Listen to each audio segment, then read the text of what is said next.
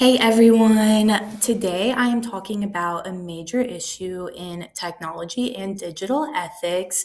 My hot topic is the rise of telemental health and AI chatbots used for mental health support, sometimes even marketed as therapists. Excuse me. This topic raises important questions about access, safety, privacy, and equity, especially for communities that have been historically marginalized. So, in the last 5 years, telemental health has rapidly expanded. During COVID times, many restrictions were lifted, so therapy could happen over video or phone calls, and many of those policies are still in place today.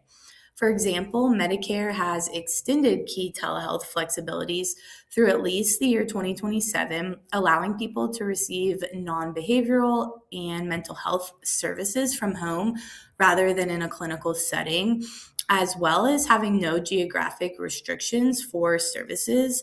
This has made therapy more accessible for many people. While at the same time, we're seeing a surge in AI chatbots that offer emotional support, coping strategies, or therapy like conversation. These tools are often free or low cost and available 24/7, which makes them appealing, especially during a nationwide mental health provider shortage. In Carolyn Wheeler's article, Regulating AI Therapy Chatbots, a call for federal oversight, she states that experts assert America is currently facing a huge mental health crisis. Around 18% of American adults have a diagnosable mental health condition in any given year, and 46% of Americans have a diagnosable mental health condition in their lifetime. And a typical approach for treating mental health issues is by talking with a psychologist, a psychiatrist, or another mental health provider. And unlike these licensed therapists and providers, many of these chatbots are not clearly regulated. So there are several major policy concerns here. The first is access and reimbursement issues. Telemental health policies are not clearly regulated, and they determine who can receive services, where they can receive them, and whether the insurance will cover. These policies directly affect whether teletherapy can be a long-term option for some, or again becomes just a limited couple time sessions. Second is privacy and data protection. Mental health platforms collect extremely sensitive data, and the Federal Trade Commission has taken action against companies like BetterHelp for allegedly sharing users' sensitive data, such as mental health information, with third parties such as Facebook and Snapchat for advertising purposes, despite promises to keep the data private. This shows that even when care is accessible, client privacy is still at risk. And third is safety and accountability, especially with AI chatbots. Professional organizations like the American Psychological Association have warned that chatbots may give misleading or often harmful advice, especially to people in crisis, and that users may often wrongly believe that they are interacting with a licensed therapist and not a chatbot. The organization has urged the Federal Trade Commission and legislatures to put safeguards in place as users increasingly turn to apps such as Character.ai, ChatGPT, and Replica for mental health support. And according to the American Psychological Association, there were two cases where parents filed lawsuits against Character.ai after their teenage children interacted with chatbots that claimed to be licensed therapists. And after extensive use of the app, one boy attacked his parents and the other boy died by suicide. Finally, there's issue regarding the truth within advertising and regulation. So, some states, such as Illinois, have begun restricting AI from being used as a replacement for licensed mental health therapy. Nevada also passed a similar set of restrictions on AI companies. And Utah also tightened regulations for AI use in mental health, but stopped short of banning the use of AI.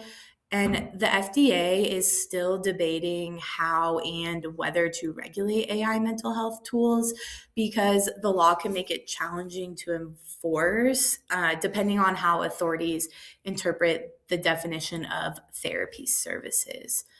So, there are some real benefits to these technologies. Telemental health can reduce barriers for people who live in rural areas, it can also reduce stigma for people who may feel uncomfortable going into a physical clinical setting.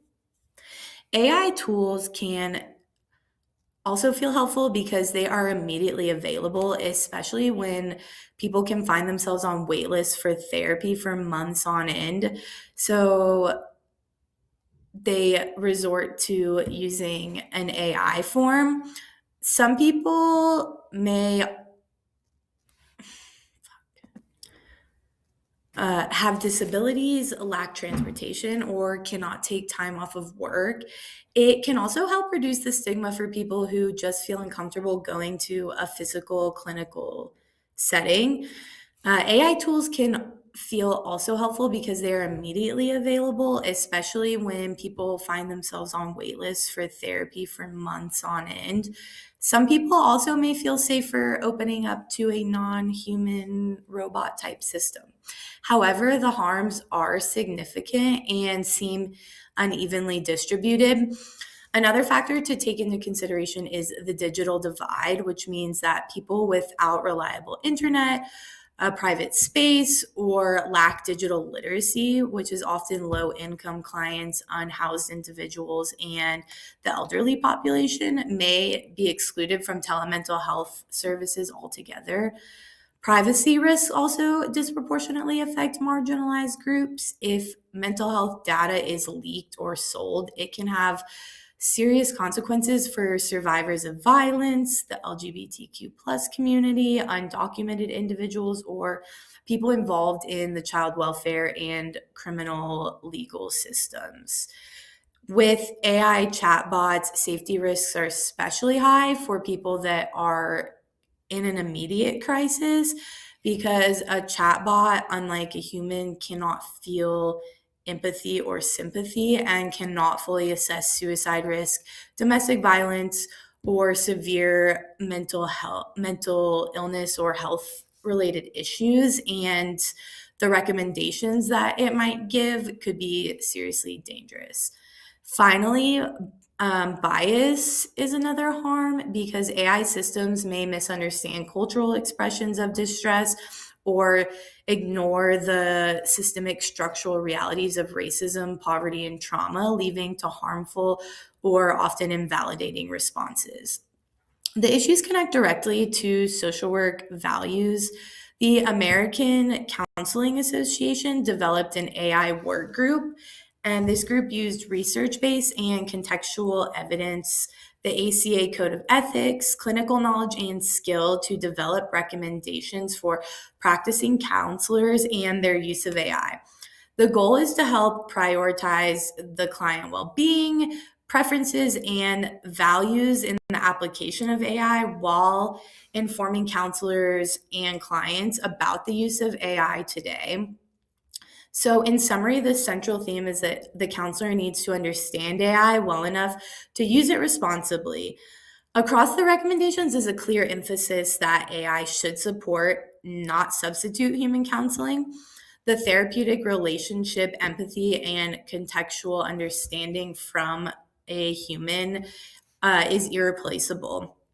The recommendations consistently warn that AI can reflect and reproduce systemic bias, so counselors must critically evaluate the AI tools for discrimination, cultural insensitivity, and unequal impacts. Another unifying theme is transparency. So the client must know when the AI is being used, how it works, and what its limits are, as well as confidential um, mental health data must be protected from misuse or exploitation at all costs.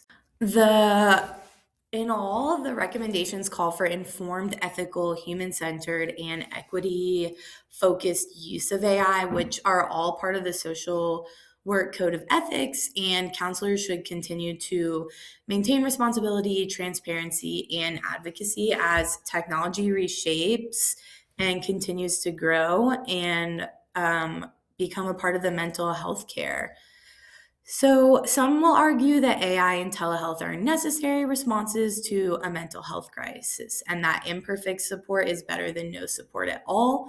While the other perspective argues that therapy requires human judgment, accountability, and an ethically responsible clinician or social worker, and that replacing clinicians with AI risks serious harm.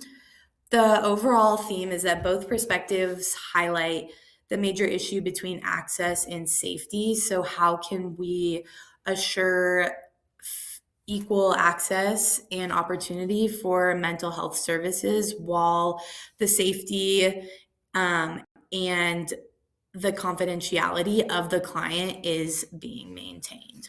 Thanks for listening.